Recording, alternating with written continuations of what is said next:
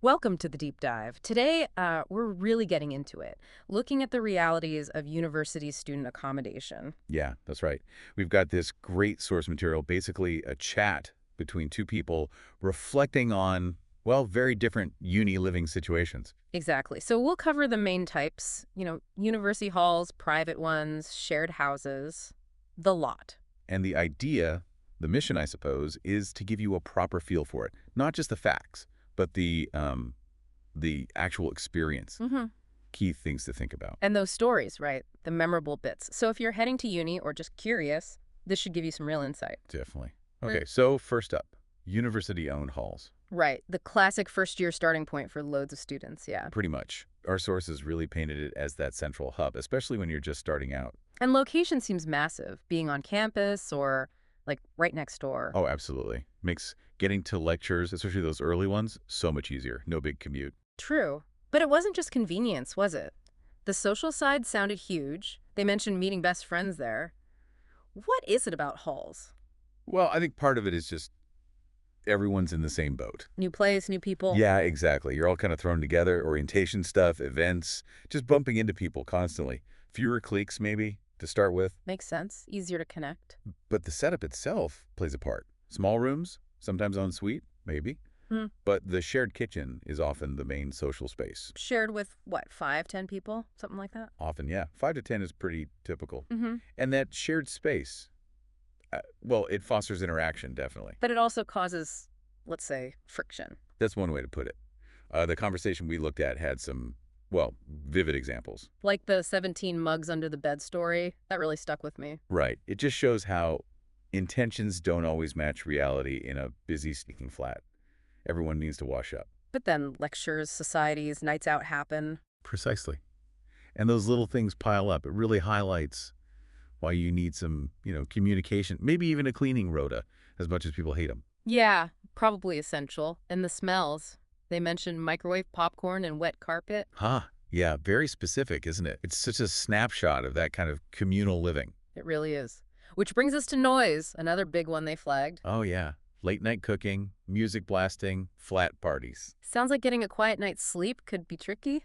It definitely can be. If you're someone who really needs their 8 hours, it's something to properly consider. So what's the advice? Just grin and bear it. Well, the sources suggested something pretty simple, actually. Earplugs. Good old earplugs. Seriously, a lifesaver for some. And again, talking to your flatmates early on, setting some ground rules about noise, it can make a difference. Okay, good advice. So, moving on from uni halls, Yeah. let's talk private halls. Right. These are the ones run by private companies, not the university itself. And generally newer. Maybe a bit fancier, but also more expensive. That's usually the deal, yeah. Yeah. Often a higher price point, but you often get more for it, supposedly. Like what sort of things? What justifies the extra cost? Well, the facilities are often a step up. Our sources mention stuff like games rooms, proper dedicated study spaces. Oh, study spaces could be good during exam time. Definitely. And gyms on site, sometimes even cinema rooms. Wow, okay, so quite a different offering. Yeah, it's aimed more at perhaps comfort and convenience, Yeah. a more structured environment maybe with those extra perks. Less about the chaotic charm of uni halls, perhaps. But does that mean you lose something on the social side? The conversation hinted it might be harder to connect, less spontaneous? It could be, yeah. The structure can sometimes mean fewer of those really casual bumping into each other moments. You might have your own bathroom, a smaller shared kitchen. More privacy, but less forced mingling. Exactly. The amenities are great, but maybe people spend more time doing their own thing. So if that instant social scene is your top priority, private halls might mean you need to be a bit more proactive. Right? Joining societies, making the effort to knock on doors, that kind of thing. Precisely. Putting yourself out there a bit more. Okay, that makes sense. Then there's the third option. Private rentals. Shared houses. Yeah, often the move for second or third years, Hmm. right? Moving off campus with mates you've made. Feels like a proper step up in independence, but also responsibility. Oh, definitely. That's the big shift. Suddenly you're dealing with bills, gas, electric, internet, water, splitting them, paying them on time. And landlords, tenancy agreements. Yep, navigating all that. And practical stuff like remembering which day the bins go out. Yeah. Real adulting starts there. Yeah, no caretaker sorting that out for you. And finding the house itself sounds like an adventure. It can be. The sources talked about trailing around different places, trying to decipher contract. And keeping an eye out for potential nightmares like damp or dodgy wiring. Exactly. You need to be switched on. Start looking early, view a decent number of places so you can compare. Don't just take the first place you see. Right. And read that contract properly. Understand what you're signing.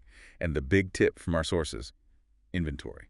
Ah, yes, listing the condition of everything when you move in. Absolutely. Take photos, videos even, of everything. Walls, carpets, furniture, appliances. Note down any existing damage. Why is that so crucial? It protects your deposit. When you move out, the landlord might try to claim for damages. If you've got proof it was already like that or that it's just normal wear and tear, you're covered. Smart. Saves arguments and money down the line. Definitely worth the initial hassle. Okay, so across all these places, uni halls, private halls, shared houses, there's one constant factor that seems to make or break the experience. Roommates. Yep, living with other people. The conversation we drew on had some memorable roommate stories. It really did. It captured both sides, didn't it? The potential for amazing support, but also the potential for drama. Like the classic food borrowing saga, leading to passive-aggressive notes left on the fridge. A tale as old as time. It seems almost universal. And the early morning saxophone practice. Oh, wow. Yeah, that definitely illustrates how different lifestyles can clash. Completely. It all comes down to respect, consideration. But it's not all bad. They also mention roommates being really supportive, like during exam stress or tough times. Absolutely. Having good people around you can make a huge difference, Mm. which is why choosing them carefully, when you actually can choose, is pretty important. So what's the secret then? Just pick your best friends. Not necessarily. Friendship doesn't always equal compatible living habits. Our sources suggested thinking more practically. Like sleep schedules. Are you a night owl and they're up at the crack of dawn? Exactly. Study habits, too. Do you need silence? Are they okay with background noise? Well, Even music taste can become an issue in close quarters. so have those awkward conversations before you sign anything. Ideally, yes. A bit of honesty upfront about your habits and expectations can save a lot of grief later, finding people with a similar vibe, basically. Good advice. And we should also touch on international students, shouldn't we? Finding accommodation comes with extra hurdles for them. Definitely. It's a huge move, adapting to a whole new culture, maybe different food, different weather. And potentially feeling quite isolated at first. Loneliness can be a real factor. It can. So the advice from our sources was really about tapping into university support services designed for international students.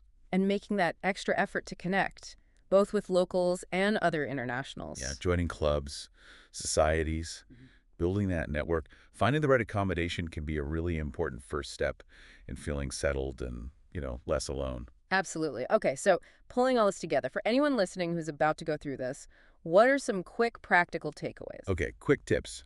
First, make your room feel like yours. Personal touches. Yeah, photos, maybe some fairy lights, a nice blanket, whatever.